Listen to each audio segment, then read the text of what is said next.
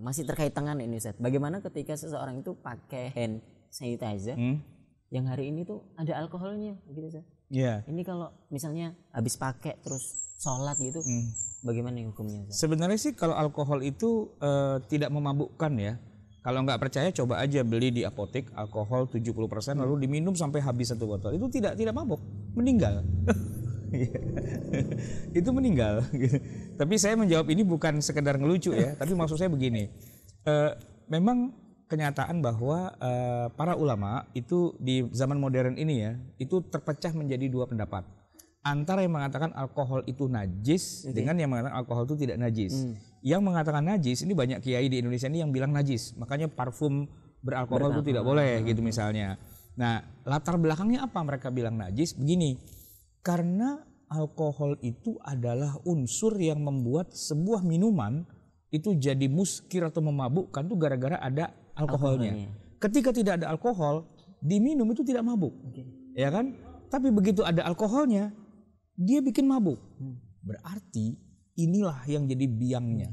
Biang apa? Biang memabukkan. Nah, itu Profesor Kiai Ali Mustafa Ya'qub almarhum Allahu yarham, ketika kami dulu kuliah di S2 itu, beliau menjelaskan hal itu dengan jelas. Berarti alkohol ini biangnya khamr. Beliau bilang begitu kan? Nah, kalau khamr itu najis, dalam mazhab Syafi'i kan khamr itu najis. Maka ini biangnya najis gitu. Nah, dari sanalah logikanya dibangun bahwa alkohol itu najis karena alkohol itulah yang bikin mabuk suatu minuman.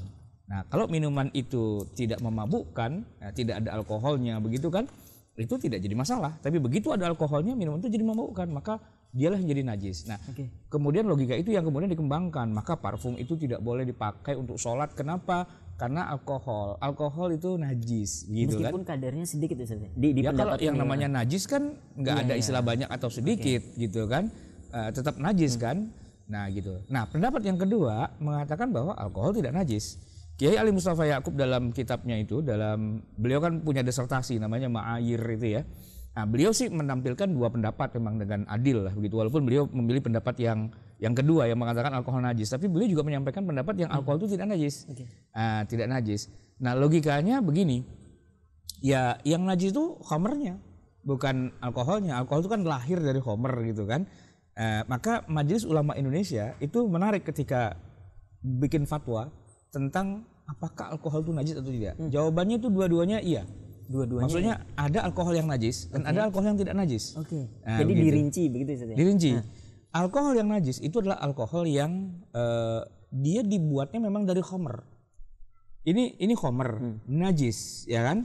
Najis. Maka kalau bikin alkohol diambilnya bahannya dari khamr, ya pasti dia najis karena sumbernya juga sudah najis. Maka itu tidak boleh. Nah, sedangkan nanti ada alkohol yang dibuatnya itu dari bahan-bahan alami. Dari tebu, dari umbi, singkong, apa segala macam dengan proses fermentasi biasanya ya. Itu tidak pernah melewati fase menjadi khamr. Tidak pernah. Dia langsung jadi alkohol. Gitu. Nah, kalau dia sudah langsung jadi alkohol, dia bukan khamr kan? Tidak pernah ketemu dengan khamr, tidak pernah bersinggungan dengan khamr dan sebagainya. Terus kalau mau dibilang najis, dari mana dia najisnya? Ya kan? Karena najis itu kan harus ada ilatnya. Kenapa najis? Oh, karena darah, karena nanah, karena bangkai, karena apa gitu kan? Karena khamr salah satunya. Nah, dia tidak pernah melewati semua fase kenajisan itu. Tiba-tiba dia sudah jadi benda yang baru, ya kan? Yang mana pada dasarnya kalau tidak ada ilat yang membuat dia najis, pada al-aslu bara'atudz zimmah kan kalau buat manusia gitu kan.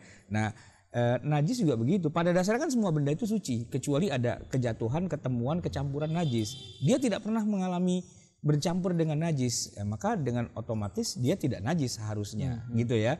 Nah, tergantung alkohol yang mana dulu.